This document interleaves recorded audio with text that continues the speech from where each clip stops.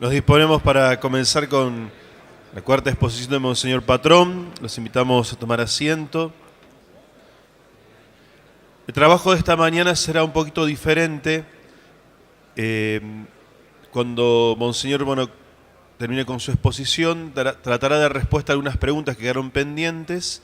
Si el tiempo lo permite, estará la posibilidad de hacer alguna pregunta a Monseñor y después ya daremos paso a un momento de agradecimientos y nos dispondremos para la motivación que nos va a ofrecer el Padre Ángel Rossi y la celebración de la Eucaristía, para que al concluir la Eucaristía que presidirá Monseñor Patrón Wong, podamos hacer la procesión con la imagen de la Purísima hasta la iglesia parroquial y ahí, venerando las reliquias del Santo Cura Brochero, podamos clausurar nuestro 8º Encuentro Nacional de Sacerdotes, descubriendo la placa conmemorativa. Ese es el proyecto del trabajo de esta mañana. Muy buenos días a todos.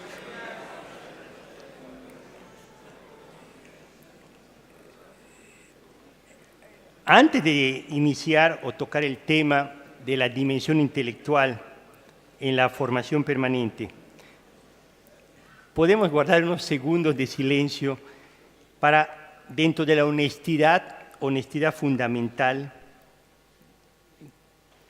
que existe en este ambiente sacerdotal, nos hagamos esta pregunta muy sencilla.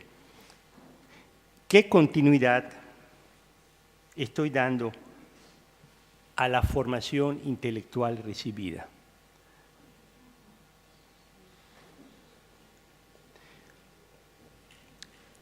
El nivel de formación de los sacerdotes en la etapa de la formación inicial es generalmente alto, sobre todo lo que se refiere a cursos académicos, a la diversidad de disciplinas, al tiempo dedicado en esos años del seminario.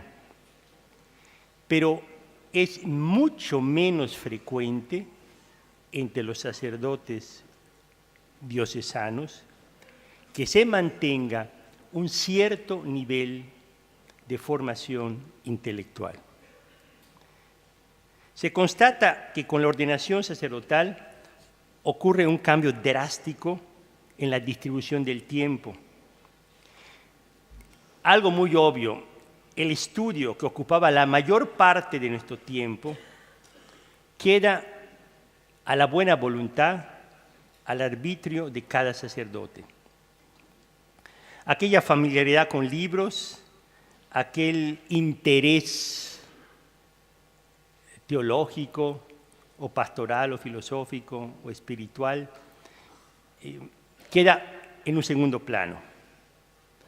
Hay muchos justificantes para esto, pero lo que es cierto es que el hábito de la lectura se pierde y todas estas habilidades, hábitos, ejercicios intelectuales, como los músculos, al no ejercitarse, tienden a debilitarse, inclusive en algunas situaciones hasta desaparecer.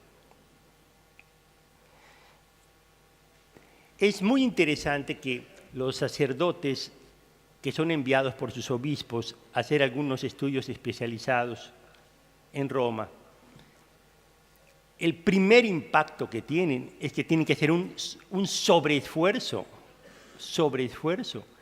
para retomar y recuperar ciertos órdenes y ciertas disciplinas, para poder profundizar o integrar elementos intelectuales en la propia vida sacerdotal, en la nueva misión que es breve, concreta, en la experiencia de formación permanente.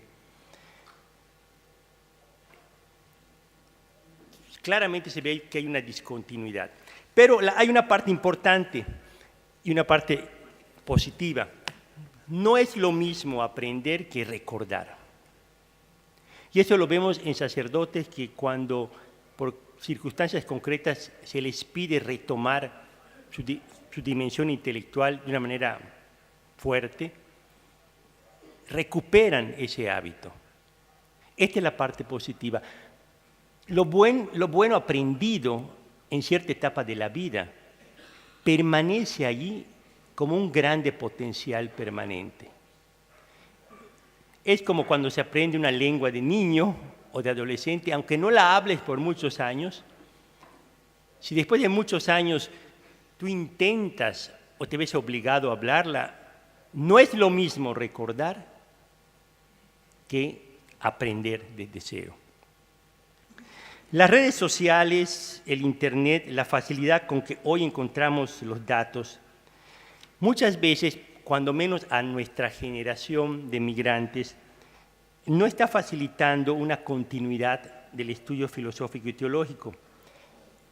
Muchos datos, a veces no confiables, pero lo más grave es que con tantos datos tan dispersos, aquello que aprendimos en el seminario de una reflexión personal y también una comunicación de algo asimilado personalmente, se convierte en una repetición de ideas, como pescando ideas por Internet que no logran ni una integración profunda en la vida, en la pastoral de un sacerdote, y mucho menos una expresión auténtica que nace de la vida. Son como cortados a trozos, pegados, sin ninguna originalidad. Ayer con Jovita me impresionaba mucho la capacidad de creatividad, la inteligencia, la comunicación. Se nota cuando uno lo ve aquí con nosotros actuando una hora, significa toda la preparación que hay, todo el pensamiento, el estudio, la práctica. Este es un elemento que hay que considerar. Hablaba con el padre Recondo, con José María, sobre la revista Pastores. Le decía que ahora que se va a publicar estas ponencias en Pastores, que hoy todavía para nuestra generación, la mayoría de los sacerdotes, necesitamos el papel, necesitamos el libro para subrayar, para leer, etc. No sabemos la siguiente generación si lo necesitarán, pero para nosotros todavía es necesario, para nosotros los migrantes. Les decía ayer que estamos preparando a la próxima generación de sacerdotes que habrán nacido en ese mundo digital. Y ya les tocará a ellos vivir una realidad nueva. Por otra parte, nada más quisiera comentar que hay situaciones que nos está tocando ver ya en las generaciones digitales de países desarrollados que nos llaman mucho la atención, porque hay una tendencia a retorno del libro. ¿Sí? Es decir, aquellos que nacieron, lo único que vieron es todo lo digital, me impresiona ver en esos países desarrollados que al entrar al curso introductorio tienen talleres que le llaman de adicciones. Entran y cada uno se identifica con una adicción. La adicción del Internet, la adicción de la pornografía, la adicción de la droga, del alcohol. Sorprende. Y sus trabajos en pastoral vocacional es como grupos de apoyo donde hablan de esas adicciones y tratan de liberarse de esas adicciones. Porque algunos han recorrido muchas cosas que todavía en nuestros países no se han recorrido. Pero hay un movimiento ahí, y a mí me recordaba mucho cuando he estado en contacto con ellos, ciertos ejemplos que nos toca ver en América Latina cuando se inició todo lo del Internet y los de iPhone. había tengo los rostros y los ejemplos de algunos seminaristas que venían de clases sociales un poco altas y que no les interesaba tener el Internet. Yo recuerdo algunos seminaristas de cierta posición que los papás eran los que querían obligar a sus hijos a que no puede ser que no tenga un teléfono celular, si todos mis hijos lo tienen, yo se los quiero regalar para la Navidad, y el hijo le decía, no, es que precisamente lo he tenido toda mi vida y hoy que quiero entrar al seminario, quiero vivir otra cosa, le decían al papá, pero los papás no lo entendían. Pero me llamaba la atención y nos llamaba la atención que seminaristas de estratos sociales más bajos era lo primero que querían tener. Y buscaban bienhechores para tener el último celular. ¿Sí? Entonces, dentro del misterio generacional se da de todo. Lo que hoy quiero comentar es que la nueva generación tendrá sus propios retos y van a aparecer nuevas realidades. Lo que a nosotros nos toca es cómo manejar, nosotros que estamos en esta situación de puente, cómo aprovechar los tremendos recursos de las redes sociales, del Internet, que por cierto es maravilloso, porque es la comunicación, la relación, inclusive la oficial que tenemos entre obispos, la Santa Sede, entre las parroquias, las relaciones interpersonales, se hacen directamente, inmediatamente. Y no hay que esperar para una resolución. Hay cosas positivas, hay otras cosas que no son, que hay que discernir. Aquí hay un punto importante que se dice con frecuencia de los sacerdotes, que no tenemos tiempo para dedicar a la lectura, a la formación intelectual, y lo justificamos con el postulado de la sobrecarga del trabajo pastoral. Esta es una objeción clásica, es una objeción muy cómoda, que tiene muchos aires de justificación. Porque este mismo principio es, como decíamos ayer, hace que el descanso del sacerdote y sobre todo la vida espiritual caiga.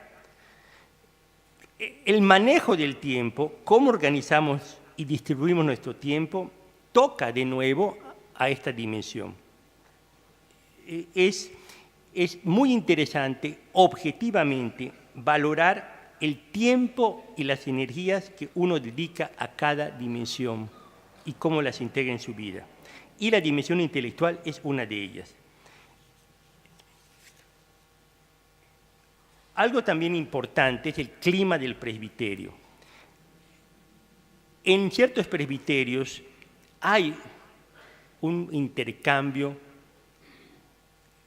teológico, pastoral, humano, espiritual. Y otros tenemos climas del presbiterio donde no existe esto. Pero estamos llamados nosotros a generar y estamos nosotros llamados a contagiar para que el clima sea superior. Hay un principio fundamental que habla de ratios fundamentales. La formación intelectual, dice, es parte de la formación integral del presbítero y está al servicio del ministerio pastoral e incide, y aquí es muy importante, vamos a traer incide en la formación humana y en la formación intelectual. Perdón, en la formación humana y la formación espiritual, porque allí encuentra su alimento. En pocas palabras, se nos recuerda que para nosotros los presbíteros es una dimensión necesaria, porque nos exige una capacidad reflexiva y nos exige dar respuestas reales, objetivas, discernidas a problemas reales de nuestro pueblo. Esta adecuada actualización, sobre todo cuando es teológica, cuenta con un bagaje aprendido de cierta lucidez intelectual y debe dar como resultado un sereno uso de la razón para dar razones de nuestra fe y entrar en diálogo con tantas realidades que el sacerdote diocesano tiene que entrar. Por otra parte, las síntesis filosóficas, teológicas, interdisciplinares que aprendimos en el seminario nos ayuda a no caer en ideologías, porque aquello que se trata de reflexionar y se trata de vivir en primera persona y se comparte con hermanos sacerdotes, nos permite protegernos de la ideologización. Además, la obsequiosa acogida de los documentos del magisterio de la Iglesia, la obsequiosa acogida de las experiencias sacerdotales y eclesiales que finalmente terminan siendo redactadas. En América Latina, lo que se escribe es porque nace de una experiencia, no de un escritorio. Nace de una experiencia. Por eso se escribe poco,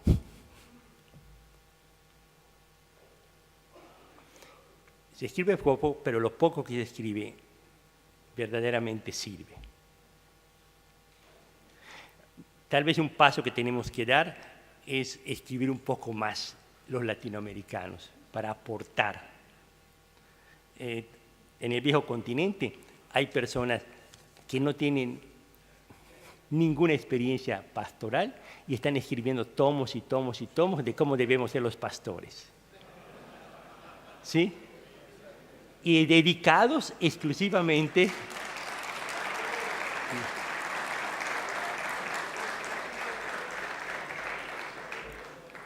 pero cuando uno lee un breve artículo, una breve ponencia, algo que escribe un sacerdote, un obispo diocesano, surge realmente las entrañas de una experiencia vivida con el pueblo de Dios. Tal vez algo de lo impactante del Papa Francisco es esta novedad teológica que parte de la propia experiencia.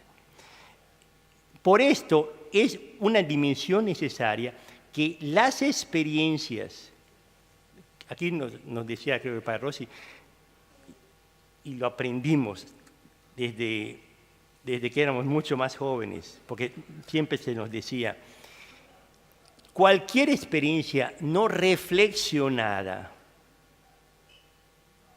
no es una experiencia integrada. Y aquí tendríamos que añadir una experiencia no escrita o no compartida es una experiencia muerta, no es eclesial, no es eclesial. Y las experiencias que vivimos como pastores es para la iglesia, comenzando con nuestro presbiterio. Entonces, uno debe acoger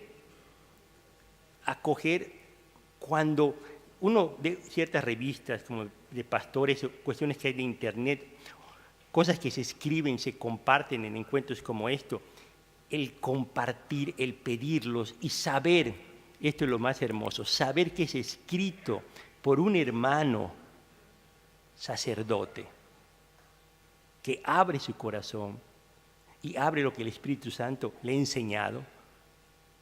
Estamos bebiendo del pueblo de Dios, de la acción de Dios. Este elemento de dimensión intelectual debe ser un atractivo muy particular del sacerdote diocesano latinoamericano. Y tenemos que alimentarlo, nutrirlo, hacerlo crecer, porque humildemente es el aporte que podemos dar a la Iglesia Universal. Y es necesario que se dé. No es nada más el Papa Francisco. El Papa Francisco representa simplemente una iglesia que ha recibido mucho por 500 años. Y es una iglesia que debe comenzar a dar a la Iglesia Universal. Esto para apreciar lo que escribimos, lo que compartimos por internet, por cualquier revista latinoamericana. Yo hablo de esto como una realidad porque me ha tocado verla en Auslan y también en formación permanente, donde cosas que uno ha escrito o que otro hermano ha escrito, cómo se reproducen, las conocen, las leen en los equipos formadores, en los decanatos, en los grupos de sacerdotes. Yo quedo impresionado. Parece que no llega a nadie, pero después uno comienza a escuchar. ¿Sí? Esto es para animarnos a compartir y también leer y reflexionar sobre lo que hermanos nuestros están escribiendo y están reflexionando. Y no tienen que ser grandes tratados teológicos. Por eso, por ejemplo, me gusta la revista Pastores, porque esta te la puedes llevar a cualquier parte. Me decía un sacerdote, era muy práctico. Hay en unos países una revista que se llama Actualidad Litúrgica y que ha sido un boom en ciertos países de América Latina porque todos los sacerdotes, desde que son seminaristas, nos suscribimos a ella. Y es una cuestión muy práctica, porque es una revista bimestral que tiene cosas muy prácticas de liturgia, de homilías, etc. Y desde el sacerdote es tan buena, ¿sabes por qué la tienen todos los sacerdotes? Porque hasta cuando van al baño la pueden leer. ¿Sí? Hasta ahí, ¿sí? Dice, cuando van al trono, ahí lo están leyendo. No digo que pastores sea para eso, ¿no? Pero quiero decir con esto que el formato popular latinoamericano es aquel que podemos llevar a cualquier parte. Porque como nuestro tiempo está con 1000 cosas, en cualquier momentito yo tomo y leo 5, 10, 15 minutos, ese tiempo perdido, me sirve, me alimenta, donde yo esté. Otro grupo de sacerdotes tienen una costumbre de llevar una revista o un libro por todas partes. De tal manera que ahí en los tiempos muertos, en los tiempos de espera, en situaciones que a veces son desagradables de espera, uno está leyendo. Hoy, para muchos, el telefonino es maravilloso porque puedes descargar ahí también documentos. Hay sacerdotes que ya lo hacen. Te acompaña un alimento intelectual nacido de una experiencia sacerdotal, pastoral, te acompaña. ¿Sí? Esto en relación al tiempo. También se habla que es una exigencia ligada a la vida y al ministerio del presbítero. Es decir, de nuevo, la dimensión intelectual no es la dimensión académica para los seminaristas. Bendito sea Dios, ya pasamos esa época de algunas generaciones posconciliares que después del último examen de teología quemaban sus apuntes, quemaban hasta libros. Había rituales como de liberación y decían,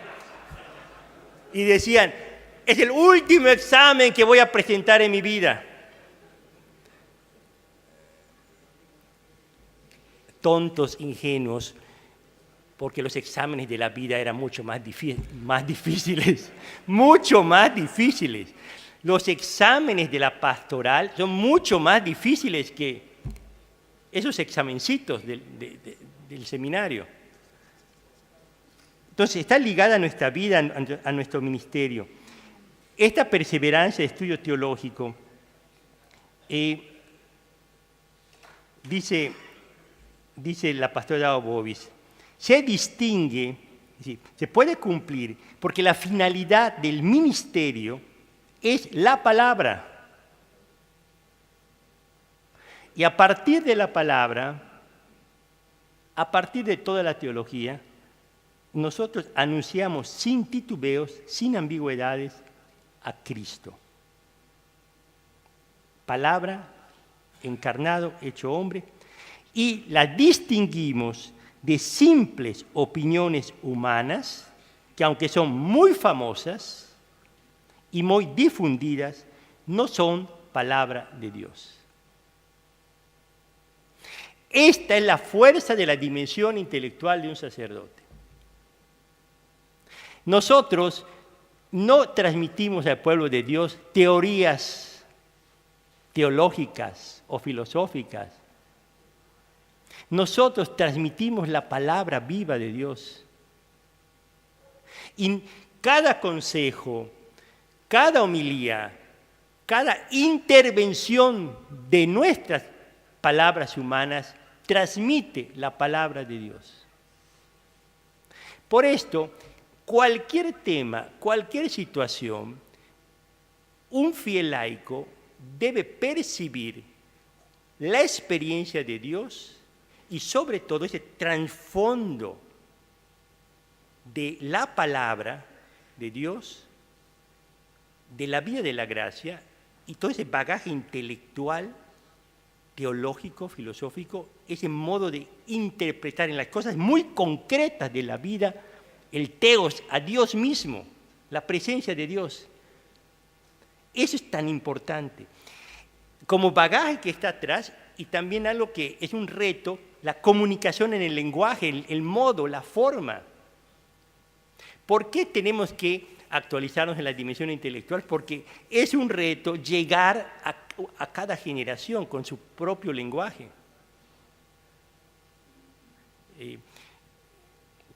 Admiro a estos sacerdotes mayores que siguen leyendo, como siguen orando todos los días.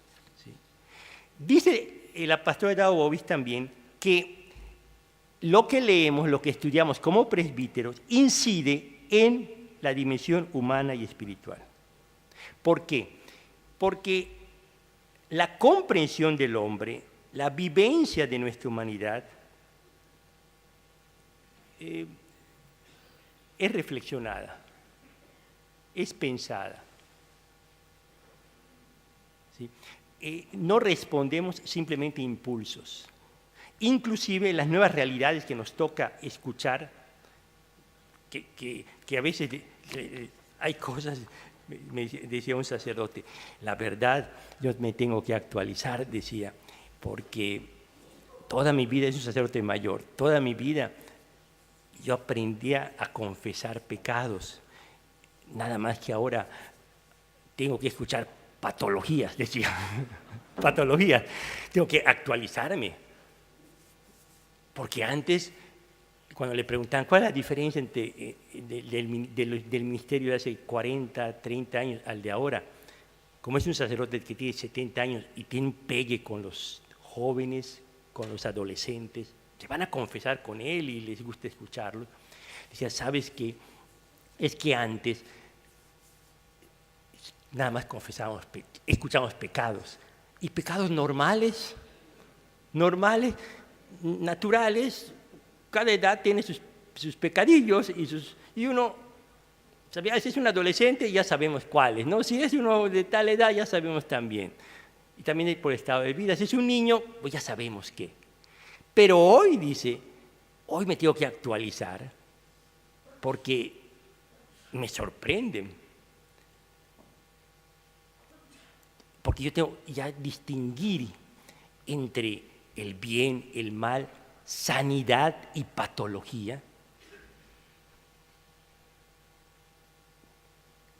Y dice, por eso leo, por eso cuando hay un curso, trato de escuchar, trato de aprender, porque es nueva, la realidad es nueva. ¿Sí? Y siempre, es un ejemplo este sacerdote, siempre él está pidiendo a los sacerdotes jóvenes, ¿qué hay de nuevo? ¿Qué estudiaron en el seminario? Quiero saber. Quiero leer lo que ustedes están leyendo. porque la realidad es nueva. Afecta nuestra pastoral, pero afecta a nuestra humanidad. ¿Por qué? Porque la sensibilidad del pastor entra por lo humano, y cuando tiene uno más categorías para poder comprender los matices, los nuevos matices del misterio humano, uno es más sensible y no confundimos una cosa con otra. Y no moralizamos ciertas cosas y no culpabilizamos otras y damos un contexto más amplio, más pastoral para discernir. La dimensión intelectual nos permite también a nosotros mismos de dar pasos concretos, paulatinos, graduales, la gradualidad. Y también nos sirve muchísimo en toda la vida espiritual. ¿Por qué? Porque es fundamental para la vida espiritual descubrir realidades nuevas que se me revelan. No con un intelectualismo para impresionar a nadie, sino de pronto hay cosas que yo leo que han sido escritas por un hermano sacerdote que expresa en una frase, en unas palabras, algo que yo ya he vivido, experimentado, que estoy viviendo. Y da una luz muy fuerte. Y me ayuda en mi vida espiritual, Es cómo incide la parte intelectual en la dimensión humana espiritual y, por supuesto, en la finalidad que es el elemento pastoral. Algunos puntos significativos, tal vez muy prácticos, sobre la dedicación serena del tiempo.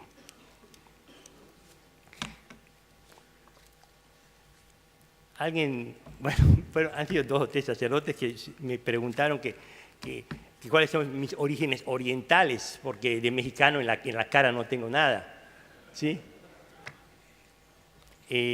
Sí. Mi abuelo nació en China y saben que los genes chinos por 2 o 3 generaciones son los que prevalecen fisiológicamente. Yo ahora le agradezco a Dios tener una cara de chinito porque cuando menos la mitad del mundo la tengo a mi favor. Sí.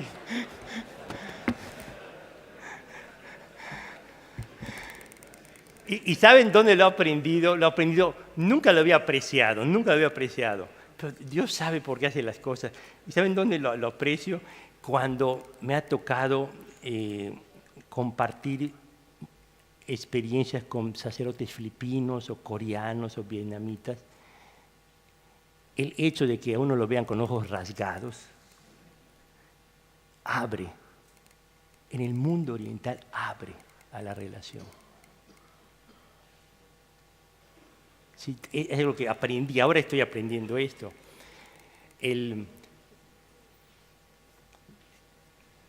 Un obispo de Hong Kong, que yo no conocía, cuando hubo una reunión plenaria y escuchó mi nombre, Wong, se acercó y me dice, oye, ¿tú tienes sangre china o eres algo chino?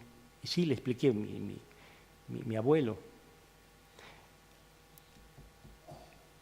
Te tengo que invitar a comer comida china para honrar tu sangre china. Esa es la experiencia del oriental, la sangre. Pero ¿por qué hablo de esto? Porque hay cosas que yo aprendí de mi abuelo y de la generación de mi abuelo que quisiera aplicarlas acá. Que yo después en el seminario las comprendí. Yo simplemente las viví. Fueron miles de chinos que a raíz, que pertenecían al partido del Kuomintang, que era el anticomunista, que puros jovencitos de menos de 18 años tuvieron que escapar de la China. Y como no pudieron caber en Taiwán, pues se fueron miles a Estados Unidos, a México, y sé que al Perú y otras partes, pero fueron miles que llegaron a México. y miles Estados Unidos. Pero, ¿qué sucedió con esa generación de mi abuelo?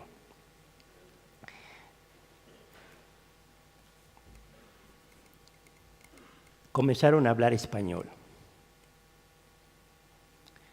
Del budismo se hicieron católicos. Se nacionalizaron. Se integraron totalmente.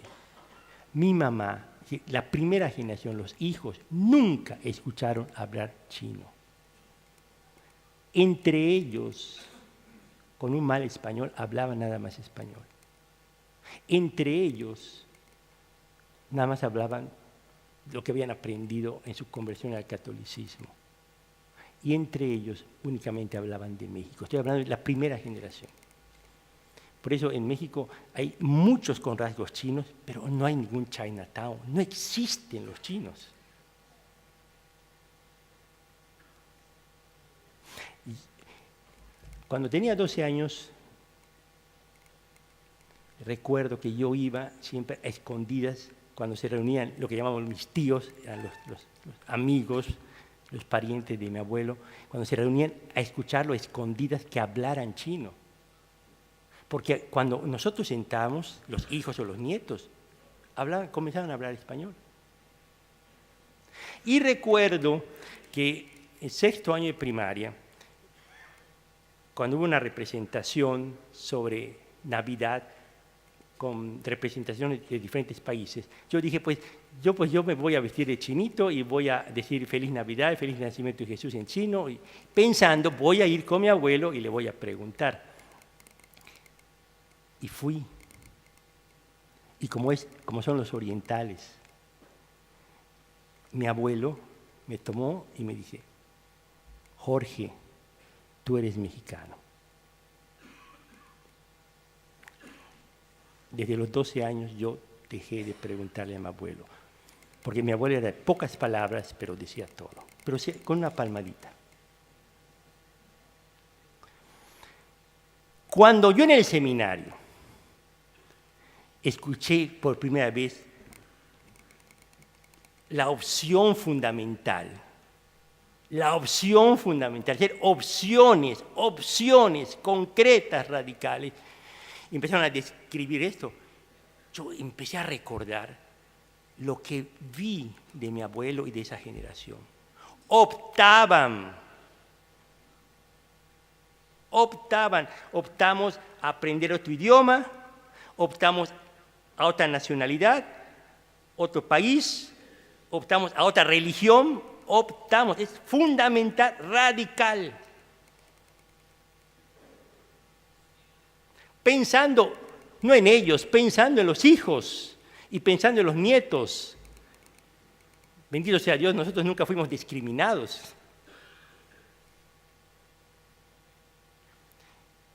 Y allí aprendí una cosa que, por la vida que yo veía de mi abuelo, que cuando uno desea ciertos fines, hay que vivir los medios, los instrumentos. Esto es importante en la dimensión intelectual como en todas las dimensiones. No es solamente importante la finalidad y el deseo y el ideal. ¿Cuáles son los medios cotidianos? Yo lo que vi de esa generación eran los medios. Hablaban español todos los días y se obligaban a hacerlo. ¿Sí? Lo que pedía la Iglesia Católica lo hacían, porque era la manera de que su opción fundamental la metían en medios concretos. Lo que después nosotros hablamos de proyecto de vida, medio. Yo sin ninguna de esas palabras, ahora me doy cuenta de esa herencia. ¿Y por qué pocas palabras? Pero uno tiene que ser consecuente. Y aquí hablo, ¿por qué? Por el tiempo. Así como ayer les decía que un padre espiritual, lo primero que le pide a un sacerdote diocesano, a ver, tiempo para tu descanso y tiempo para tu oración. Diario. Si no colocamos los medios, no funciona nada. Querer los medios, no únicamente los fines. Y lo mismo acá. Un padre espiritual, siempre recuerdo que a los sacerdotes dicen, ¿saben una cosa? Cuando uno es sincero, dices, su recomendación inmediata era esta. Vas a comenzar como si estuvieras en el propedéutico, todos los días, media hora, mínima, media hora de meditación, de oración personal. No me metas ni laudes, ni las misas, ni la media hora. Medite el evangelio que vas a predicar. Hazlo bien, media hora, nada más media hora. Después decía, otra media hora para leer algo. Te vas a sentar media hora a leer algo. Y otra media hora para hacer ejercicio. O caminas o ves lo que haces, media hora. Y este padre espiritual era los medios. Y comenzamos con media hora. Porque si no, al final, los buenos deseos y las opciones fundamentales quedan al vapor. Ahora, esa media hora te permite a ti gustar. Y esto no es una imposición de un horario, una disciplina externa, sino uno coloca un medio para que a uno le guste desde dentro orar. Le guste un poquito hacer ejercicio, le guste a uno volver a leer algo para mi vida de hoy. La gran ventaja que tenemos los sacerdotes diocesanos, precisamente por nuestra pastoral, que una media hora de meditación del Evangelio, de la palabra que tú vas después a entregar a tu pueblo, lo entregas desde tu oración. Algo que después tú vas a hablar con ellos, lo entregas desde un ejercicio de lectura y reflexión intelectual. Y uno comienza a gustarle esto. Pero los medios, por eso, al final de cualquier encuentro como este, uno le pide al Espíritu Santo simplemente, si cada uno de nosotros coloca medios concretos, como decíamos ayer, volver a la dirección espiritual, volver al acompañamiento, que el Espíritu Santo nos indique qué medios concretos, porque tiene que meterse dentro de un tiempo, si no, toda nuestra formación permanente no está encarnada a la realidad que estamos viviendo. Y todos nosotros sabemos que cuando nos cambian de misiones y de lugares, pues hay que reorganizar nuestro tiempo, hay que reorganizarla. Pero los fundamentales tienen que quedar. Y es por esto que es necesario el proyecto de vida, que cambia de acuerdo a la edad y de acuerdo a las nuevas necesidades. Bueno, tenemos hasta qué hora, me habían dicho.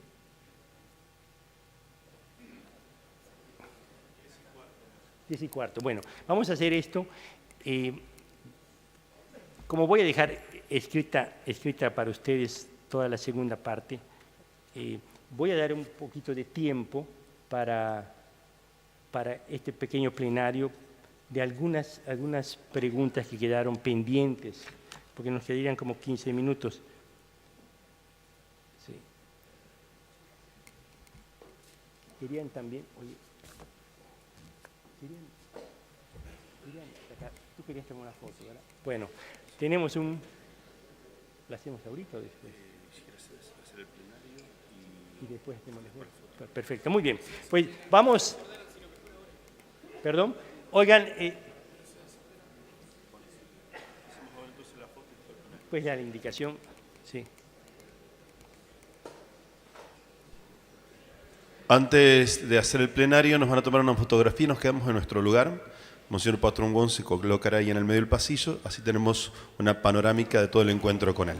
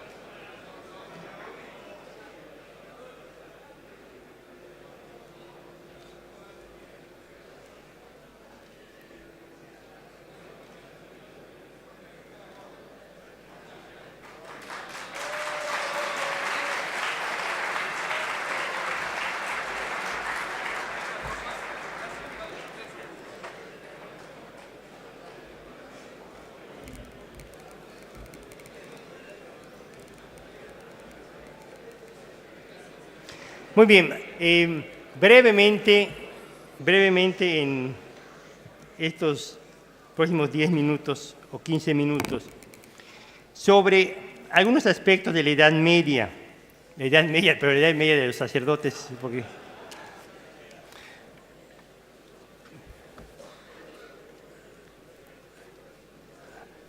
hay una clasificación que ha nacido de la experiencia en los presbiterios, que yo se los comparto porque es muy descriptiva y que cuando uno lee la descripción de la formación permanente en la Nueva Ratio aparece dibujada así, tal vez sin los términos, pero hay un párrafo entero donde se habla de diferentes décadas de los sacerdotes. Vamos pensando en la década de los años 30. Generalmente los sacerdotes de la década de los años 30, a mí me gusta llamarlos los jóvenes adultos, porque son los más jóvenes del presbiterio, con toda la fuerza energética que se tiene o que se debe tener en la juventud, pero también tienen la característica de ser adultos, y hay que tratarlo como adultos, jóvenes adultos. No son unos pibes, es decir, se hacen responsables y corresponsables de la pastoral. Después seguirían esta década de los 40, los adultos jóvenes, que son un poquito más adultos que jóvenes. ¿Sí? Esos adultos que tienen lo que se llama la crisis del realismo,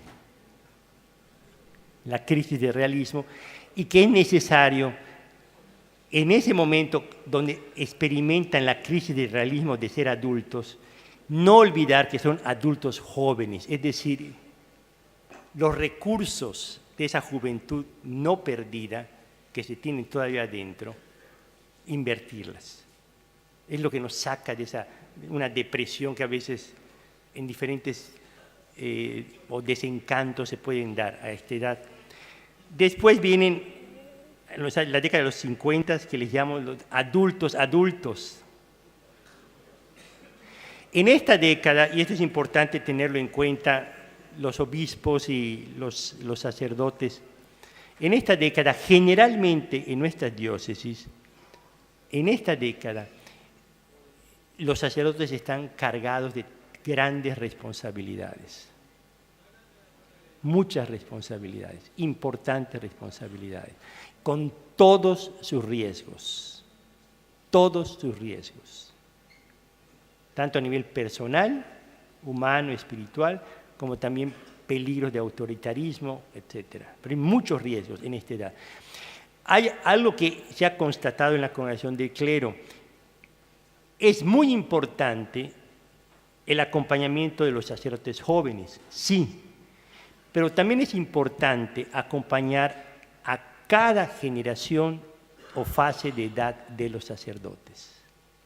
Porque no únicamente los sacerdotes de 0 a 5 años o de la década de los 30 necesitan un acompañamiento cercano del obispo y del presbiterio y de la formación permanente, sino claramente se nota que cada fase de edad tiene situaciones nuevas y que grita el acompañamiento.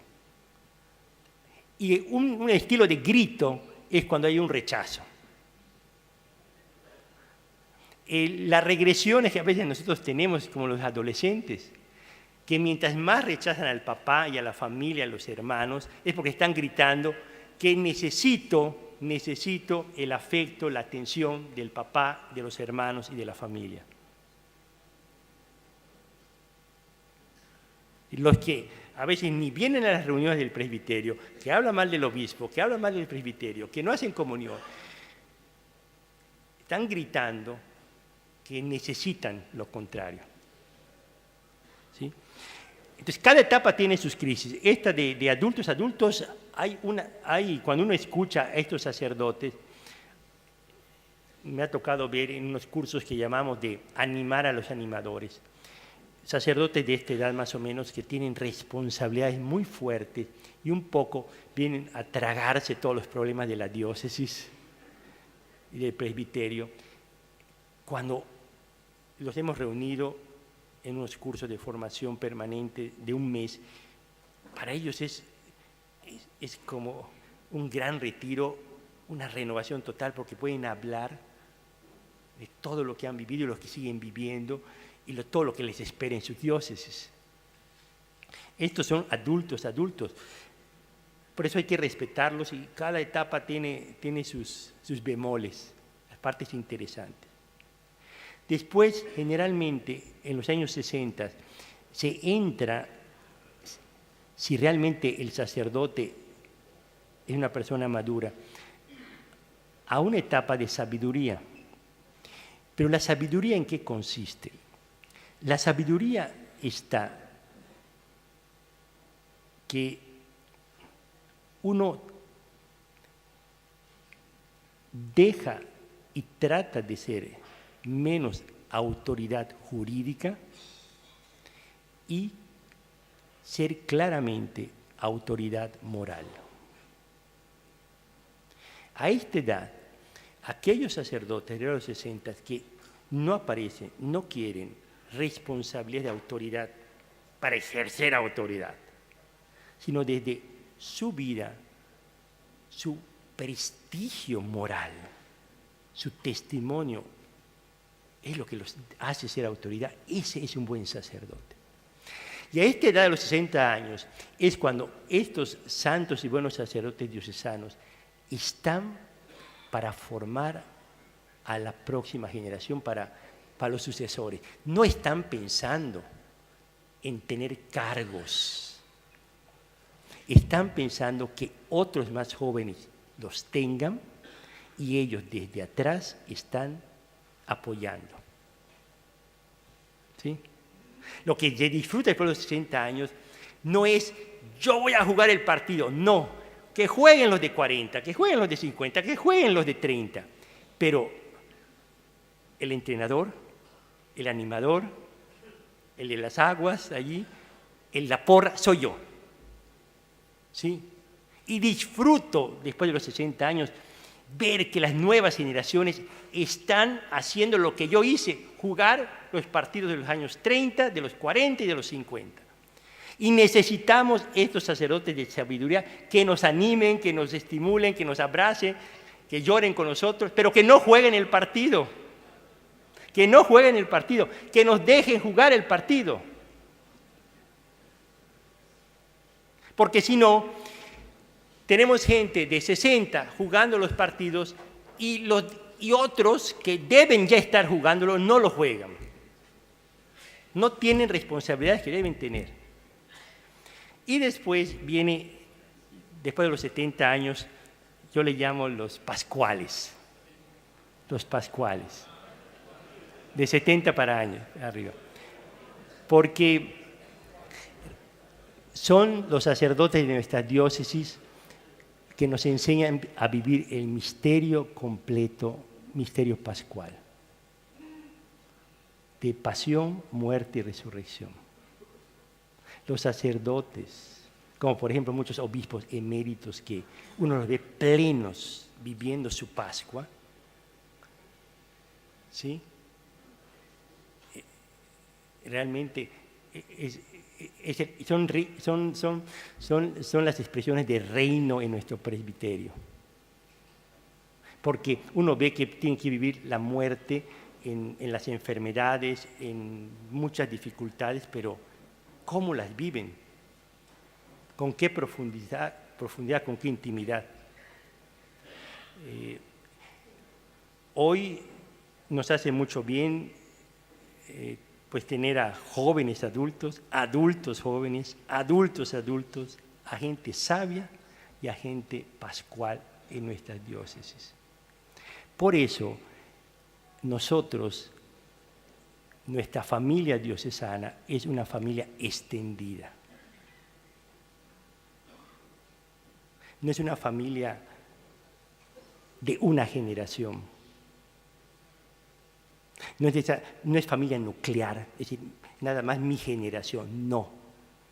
Es una familia extendida. Y yo disfruto las otras generaciones de mi presbiterio y aprendo de otras y ayudo a las otras. Cada uno tiene un papel como generación en el gran presbiterio. Que el Señor nos ayude a vivir cada etapa del presbiterio. Creo que es un signo de reino en que nosotros no pretendamos, como intenta la sociedad de una manera ridícula, de nada más privilegiar un tipo de apariencia juvenil, ¿sí? Porque uno se ve claramente, físicamente, uno ve en las portadas de las revistas un tipo de perfecciones físicas y no se disfruta cada etapa de la vida, que es bella cada una, es retadora, pero es muy enriquecedora para el resto de la familia. Si cada uno vive lo que nos toca vivir, soltar, porque hay que soltar. Cada generación tiene que aceptar que ciertas cosas todavía no me tocan o ya me tocaron. Todavía no me tocan o ya me tocaron y hay que dejarlos para otros. ¿Y qué es lo que me toca hoy? ¿Qué nos toca hoy como generación para aportar a nuestro presbiterio? Pues muchas gracias y vamos a prepararnos para la Eucaristía. Gracias.